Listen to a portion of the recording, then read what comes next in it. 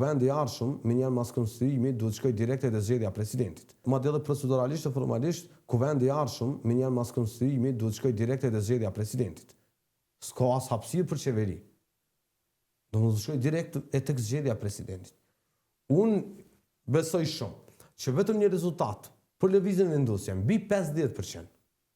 E sa më lart aq më mirë, është garancë që opozita nuk do të na përsërisë bllokadat. Do të kundërton? Po, sepse dhe aktgjykimi i fundit i gjykatës kushtetuese e drejton procesin në atë, le të themi, në atë shteg, në atë kohje.